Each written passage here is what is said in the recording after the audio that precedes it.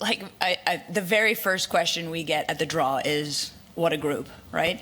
And we have a hard group. There's no getting away from that. And I think from what we've talked about as a team is how do we show up on this journey and make sure that we are proud of the efforts we're putting in and of what we're trying to achieve. And I think we will catch people off guard. And you see moments in the game when we do play.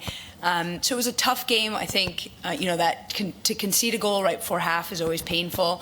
I made some changes at half, and I think that cost us a second goal. So that's definitely a technical learning for us. It's important that we also take accountability. And this was a fantastic performance from the Dutch. We rode the line and we rode our luck. There was definitely a few more attempts on target. So we have to create more opportunities, absolutely. And we have to make sure that those moments of lapses get fewer and fewer. But this is the world stage. This is the big event. And, it's intimidating. It's the first game, but equally, this is what we want. And it comes with lessons like this. And we've got 2 more big games, and we've got to show up again and hopefully learn from how we finished that game, right? Because we really stepped up in the last 20, 25 minutes. Geraint Hughes is out there for us following the Welsh camp, not wearing his bucket hat. Geraint, what happened today? Not unexpected. Clearly, there's disappointment with the result. The first goal, listen, it was pure class from Vivianne Miedema, and I think that's clearly, before half-time, not a good time to concede. And then from the manager, Rhian Wilkinson, she's held her hands up, is that at half-time they were trying to get across some tactical changes, and they feel they rushed them.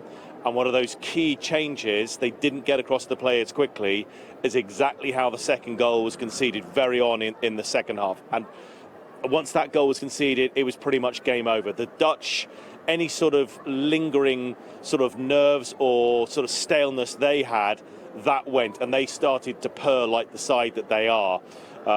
Wales came back into it a little bit. What they didn't do, they didn't fold, they didn't lie down, they didn't fall over. They fought, and that's what Wales are going to have to do. There's some reality here as well from within the Wales camp. This is a learning journey. They are the lowest ranked side here. This is the start of things that they want to come perhaps in the future. So this is not a great surprise that they've been beaten comfortably by the Netherlands. They made mistakes, which they hope to rectify now in the next few days before they play France in St Gallen on Wednesday. I think as well, they've loved it. They've loved the occasion, but I think they're glad that's done. They've been talking about it for 6-7 months. It's been an awful lot of emotional pressure upon them, nervous excitement. It's now done and it's gone. They weren't disgraced. Rhian Wilkinson said it's not a calamitous result.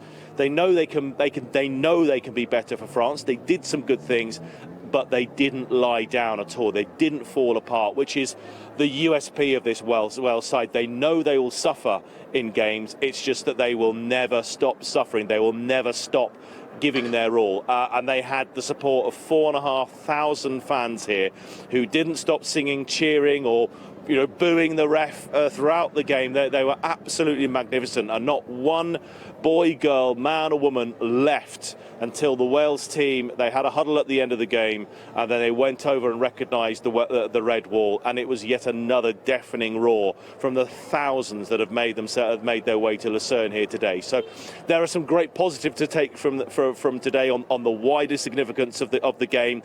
Disappointment, yes. I've been told they are going to be reviewing the game tonight. They're having some time with their families now at the stadium. Then they are making the fairly long journey back to their team base in the north of Switzerland near Weinfelden. They're doing that this evening, and the work's going to start on the bus, apparently, some review, and they'll have more review tomorrow about the things they can improve on now ahead of this next game against France, because you don't get long in tournament football. The next game comes around soon. They will see it as an opportunity. They will not be fearful. They will see it as an opportunity to try and do something, improve upon what's happened here in Lucerne.